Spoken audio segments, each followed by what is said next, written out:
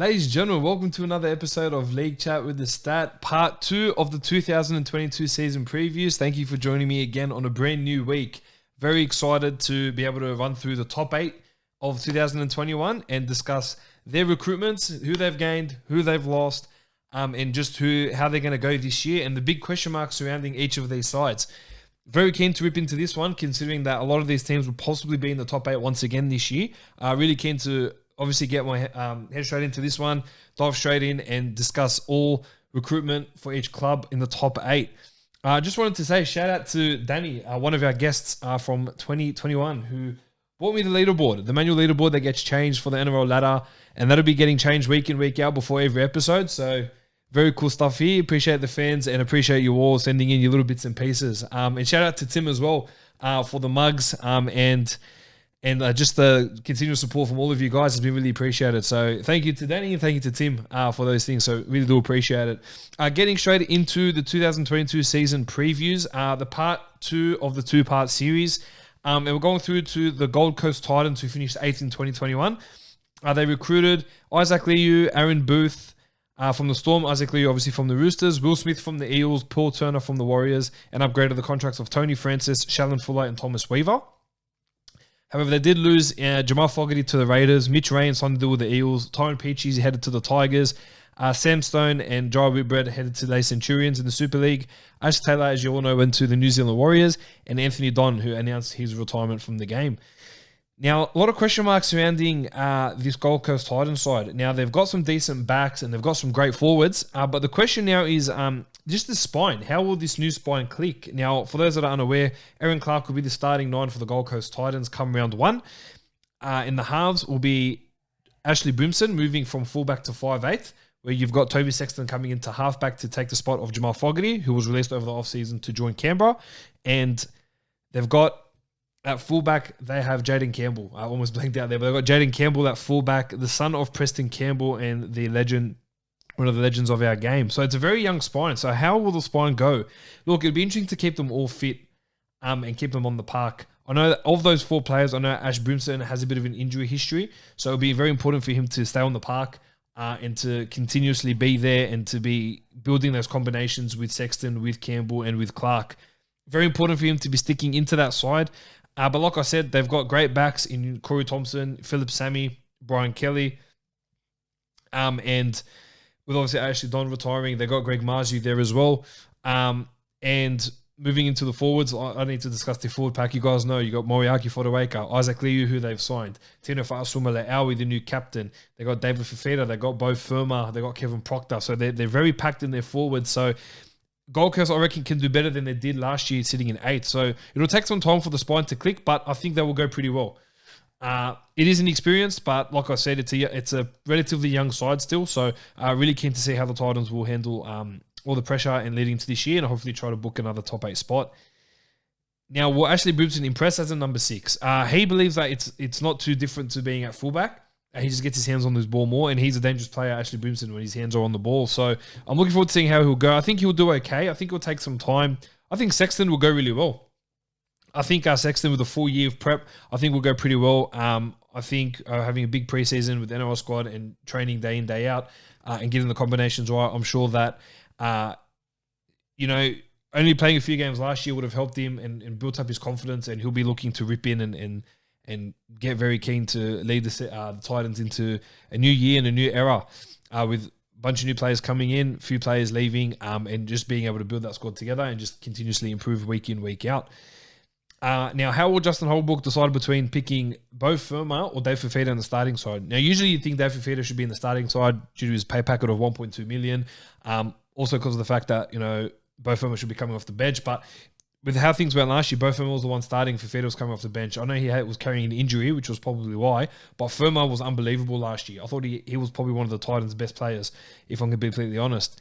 So I think it'll be very tough. I think they will have to go Fifita to start. I think with Fifita starting, with him being fresh and him being relatively all good from the preseason and from the Indigenous round, I think he'll be raring to go and really fit. And Bo Firma coming off the bench, I think will be fantastic. I think he'll come on, get a job done, and probably punch out a good 35 to 55 minutes of game time per week. So very important. Both Firma is very important to the side. It's just showing from what he did last year, and obviously Dave Fafita is, as I said, is on big coin, and he had a relatively solid season last year in his first year at the club. So they'll both be looking to build, build up from last year and build to get better and look to continuously improve, just what they have built over the last year or so and leading into from this preseason into the new season.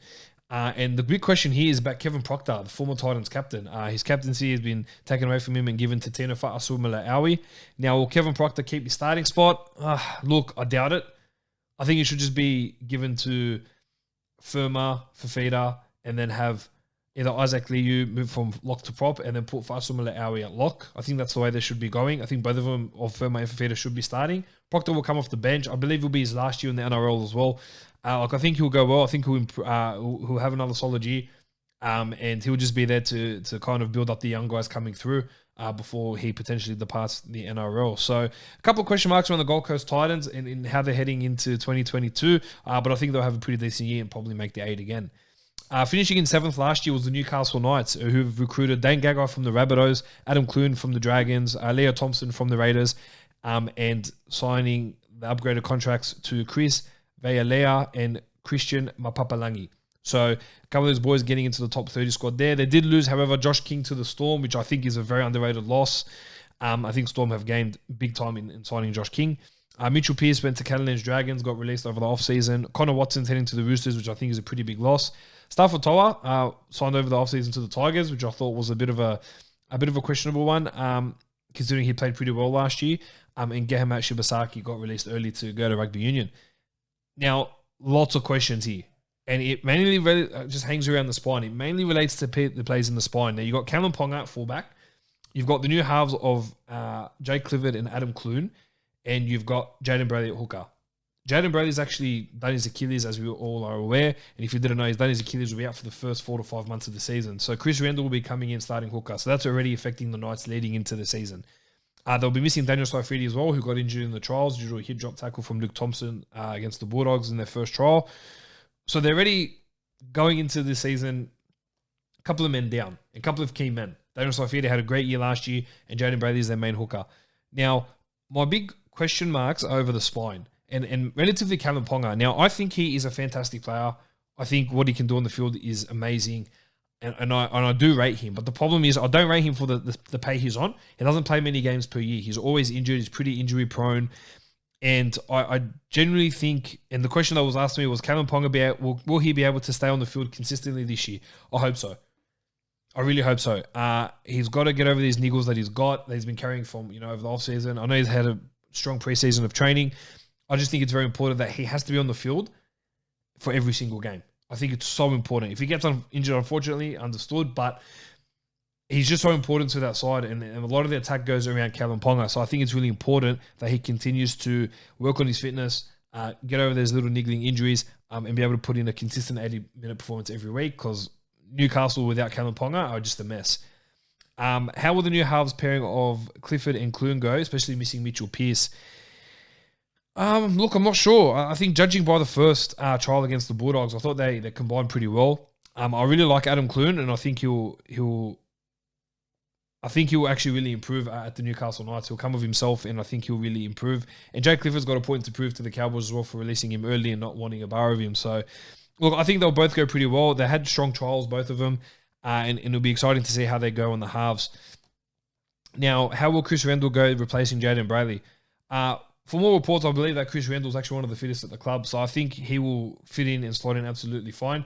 I knew they'll probably have Kurt Mann or Phoenix Crossland come in on the bench at some point. I'll probably cover him for about 20 minutes of game time per week.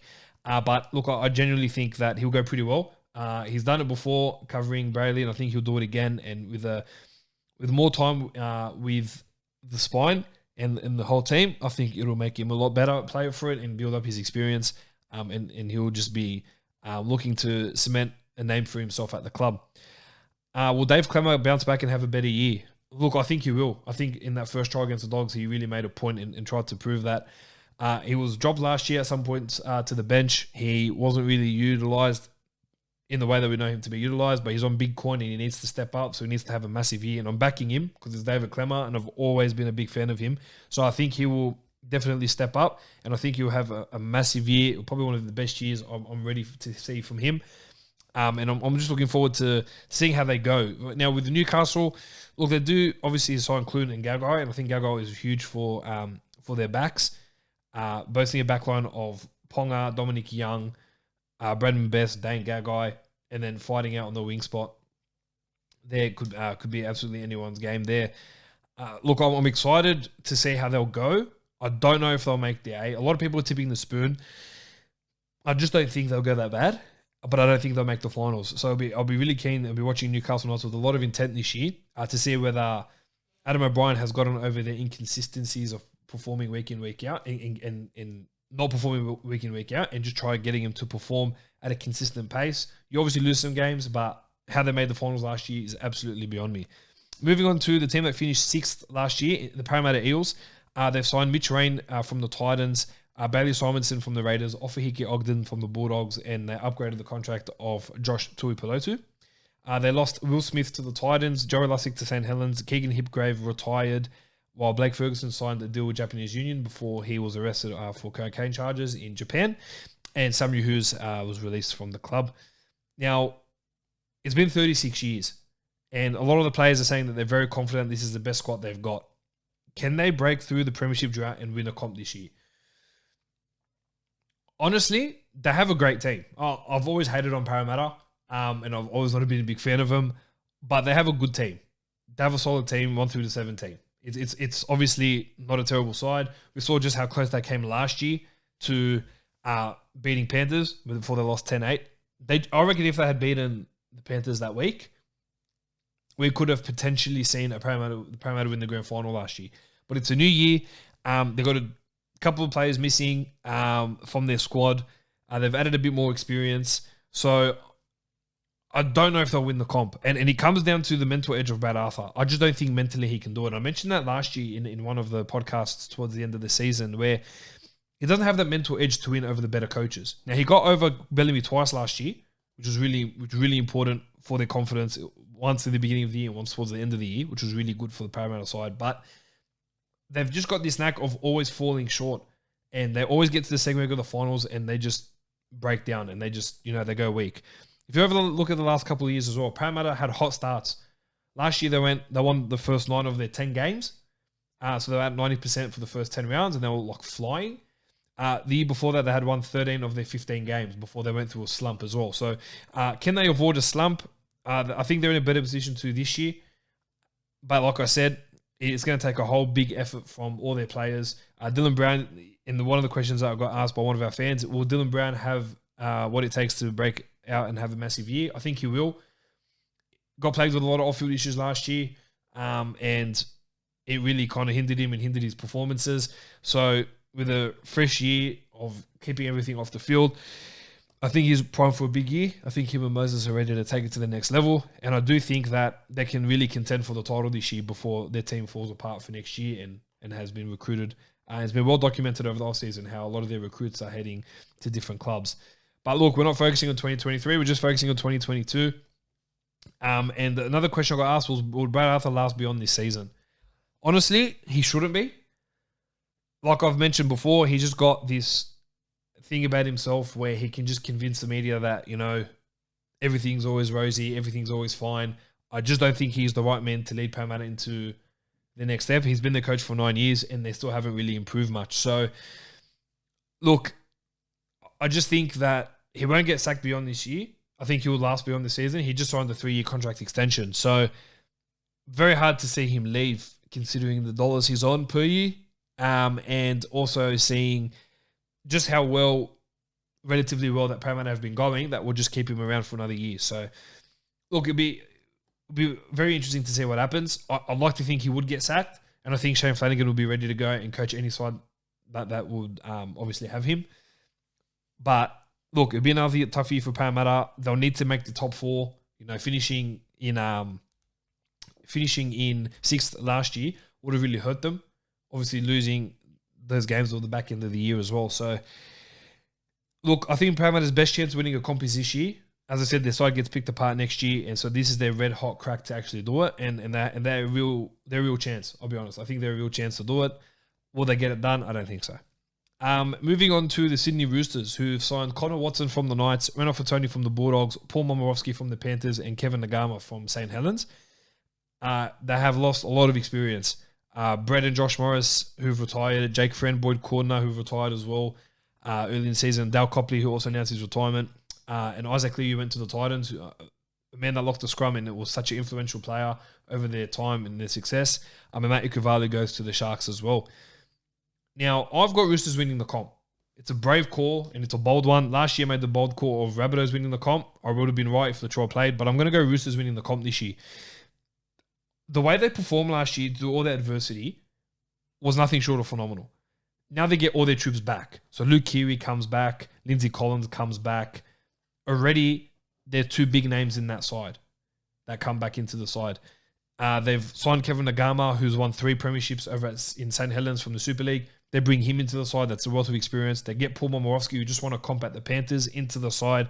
They got Billy Smith come back from injury as well. A lot promising happening. Also, Connor Watson from the Knights. I think he's a huge signing going back to the club before he left to Newcastle.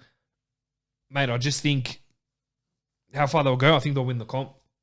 I really think they'll do well. I'm so excited to see the combination of Luke Keary and Sam Walker. I think that is going to be a combination just to die for. I can't wait to see them in action. I can't wait to see how they'll go, and really keen to see exactly how they'll gel and how far they'll take this side, and hopefully barring any injuries and see how they go. Will Sam Walker suffer second-year syndrome? Like I mentioned in the last episode, I don't think him and Reece Walsh will. I think Sam Walker will just elevate his game to another year. He's put on some size. He's ready to go. He battled through a lot of injuries last year. I think Sam Walker will kill it this year. I think he's just so mature for his age. He understands the game so well. And I really think he'll make a massive impact in the club.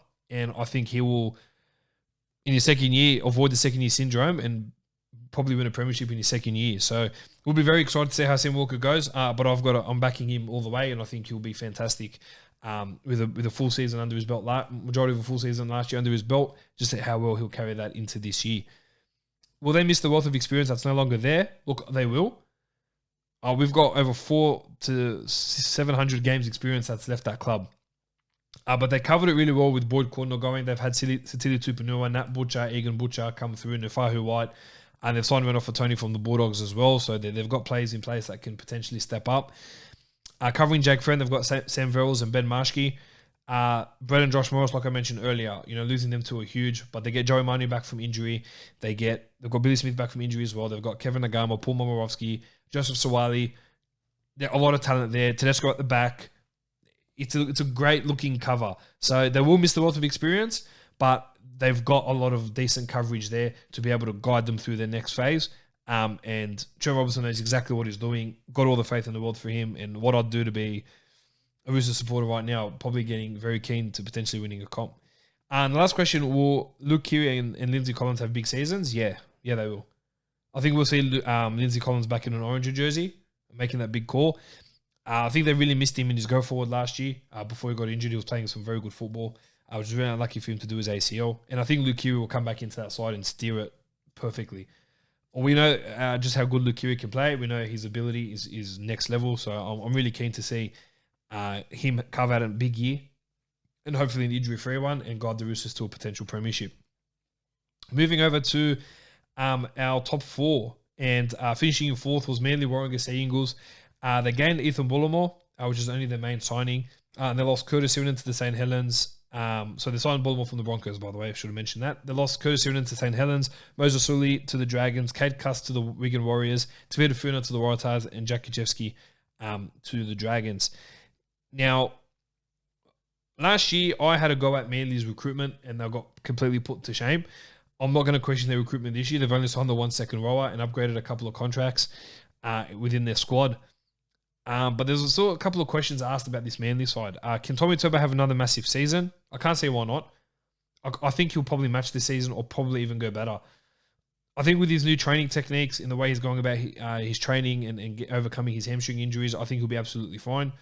Rain, hail or shine, I think he'll just continuously perform and he'll be in for another huge year. And I'm excited to see what Turbo can do again this year. So I've got no issues with him having another big year, and I think he will actually kill it.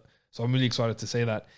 How would they deal with the loss of Hamali Olakawatu, Dylan Walker, and Josh Schuster in the early rounds? It'll be tough. It will be tough. Now I know that there's a for Hamali Olakawatu, he did an elbow injury, but I think he may have potentially been named in the sides from early chatter from what I'm hearing. Dylan Walker will be a hard one to cover. It'll be interesting to see who they get as utility now that Kate Custis are heading to Wigan as well. And Josh Schuster is a big loss. I really think is a big loss. But if you look at the depth of the second rowers that Manly have, they've got Ethan Bullimore, like I mentioned, who's signed from the Broncos. They have Andrew Davey coming back from an ACL injury. So they've got players in there that can come in and cover, which would be interesting to see. But I think they'll do okay as long as they've got their main spine there. You know, I think they've even got Carl Warden as well, can go from hooker to second row as well. So I don't think they'll be stressed too badly there. Can they go one step further, head to the grand final? I'd love to say yes. I'm just not sure. For me, early prediction, it's a Roosters winning the comp. It could be a Roosters Manly grand final or a Roosters Storm grand final. I like to think they would have learned the lessons against Melbourne from last year. And I really like to think that Manly will have a massive crack. Des back at the helm. The spine, killing it. Kieran Thorne getting through another great year last year. Finally, a good injury-free year, which is so good to see from him. So I'm keen to see how they go. I think they can potentially make the grand final. That'd be a smoky for me to make the grand final. These Tommy Turbo need to live to another level against the top teams.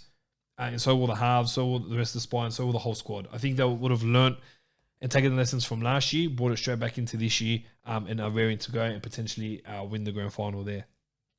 So, moving over to the next club, the grand finalists are the South Sydney Rabbitohs, who've signed Michael Cheekham from Michael Cheekham from the Tigers. Apologies.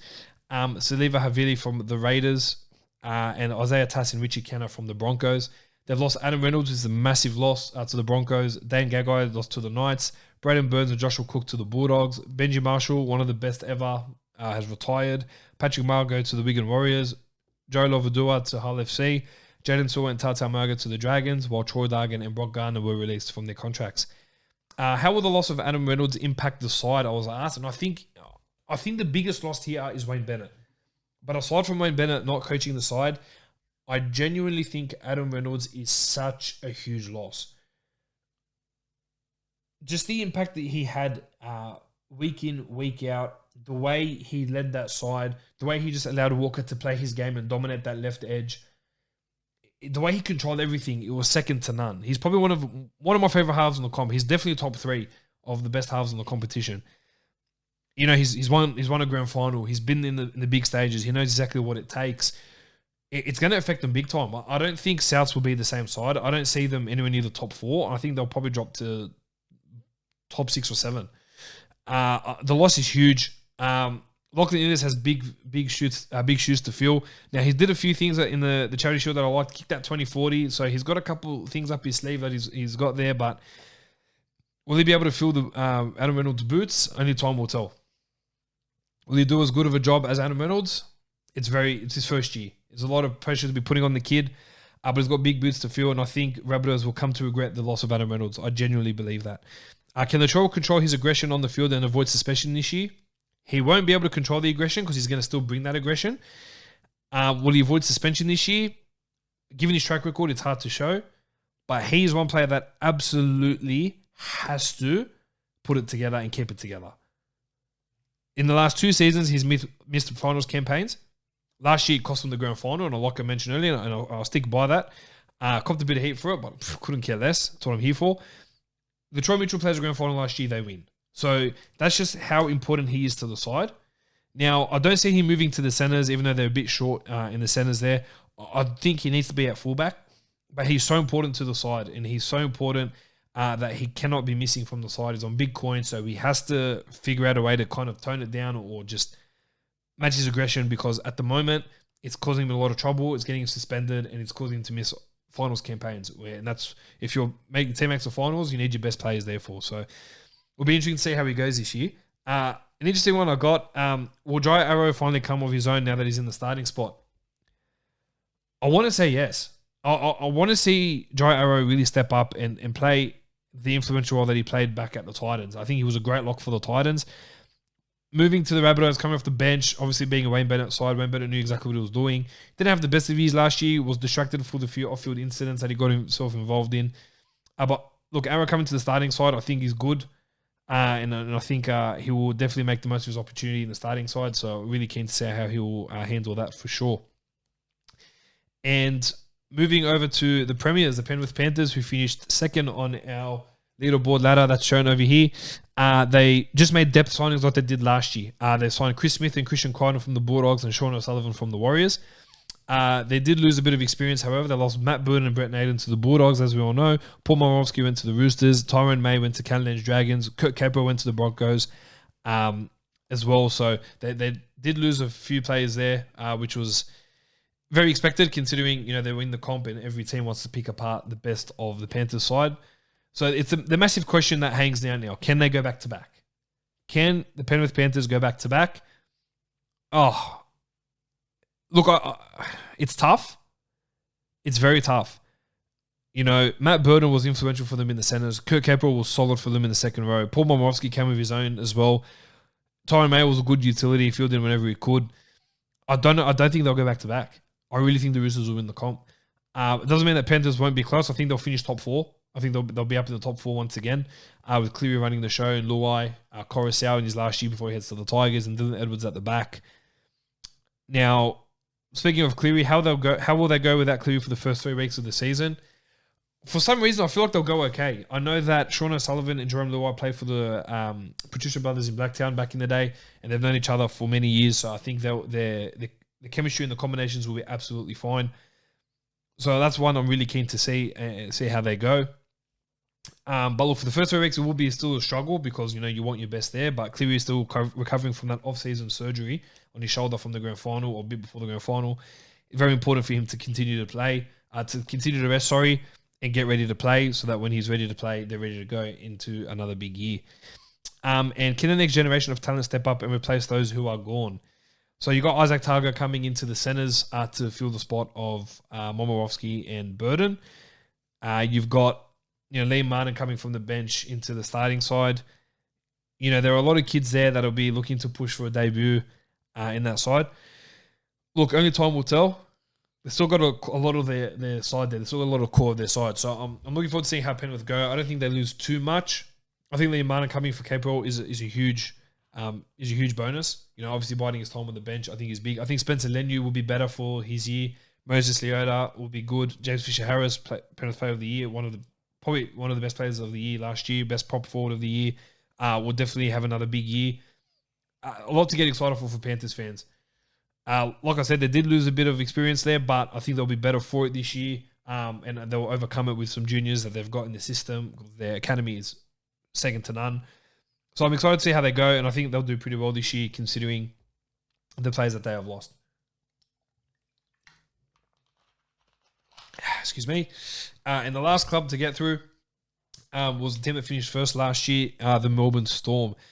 They've signed Xavier Coates from the Broncos, Josh King from the Newcastle Knights, Nick Meaney from the Bulldogs, and Will Warbrick from Rugby Union. And they've offered a lifeline to Jaden Nikorima from the Queensland Cup. They've lost a lot of experience here. They've lost Dale Finucane and Nico Hines to the Sharks, Josh Adokar, Max King, and Isaac Lumi to the Bulldogs.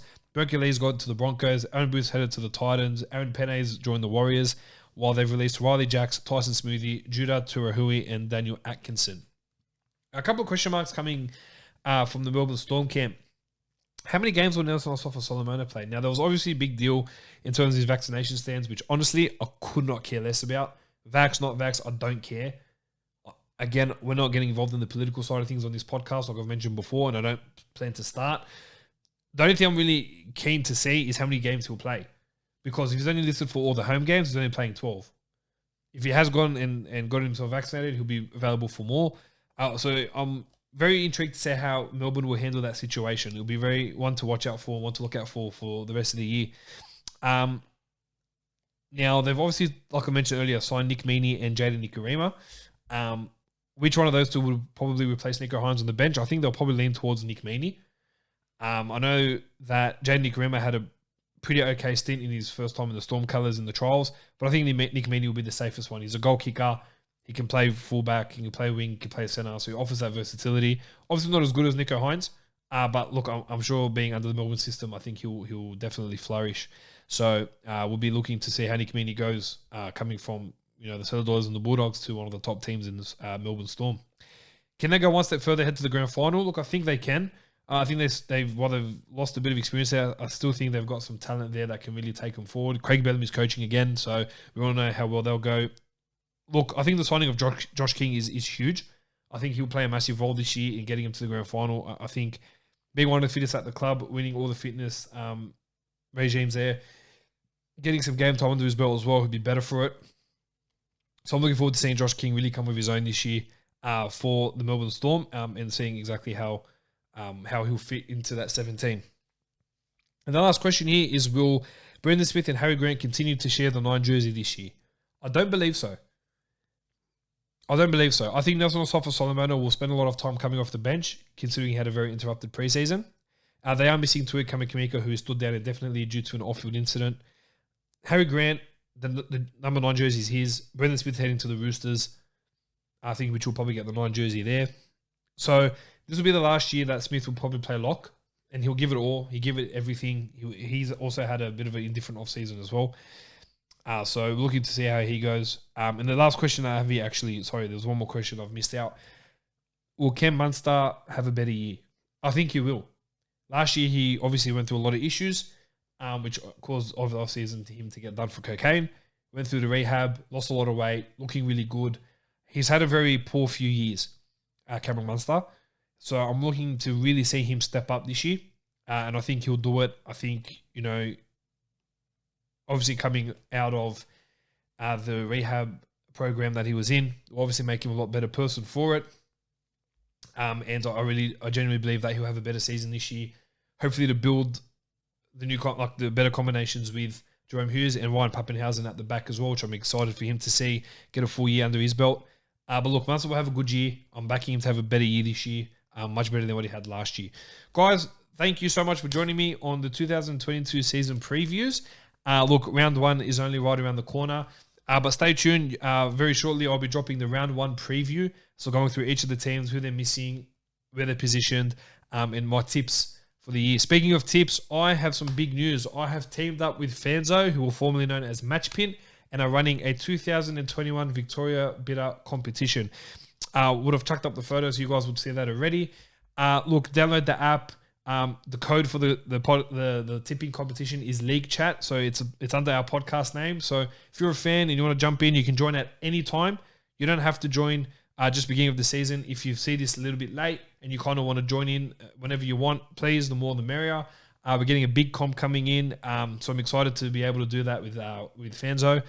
Very excited for the season ahead and excited to get some tipping. If you think you can beat me, think you got better tips than I have, show me what you got, bring it on. I'm ready to beat everyone, and I'm very excited to see how we go in the tipping competition this year. And in the round 1 preview that I'll be coming up as well, I will also be discussing my Supercoach team. Back for another year of Supercoach. Unfortunately, I've lost the trophy, but I'll look to reclaim that again this year. But look, we're in for a big year. Thank you so much for joining me for this 2-part series. Stay tuned shortly for the round 1 preview and leading into all the news heading into round 1. Thank you again so much for your time. You guys enjoy the episode. Hope you've enjoyed it. Make sure to like the page, like the video, comment, share, subscribe, Facebook, Instagram, YouTube, all over the podcasting streams. Make sure you're downloading. Make sure you're sharing to your friends. We're excited for a big year with the team here at League Chat with the Stats, so we're really excited to see what we can do here. Thank you so much. You guys have a great day, night, whatever time it is, and we'll see you soon for the round 1 preview. All the best. Take care.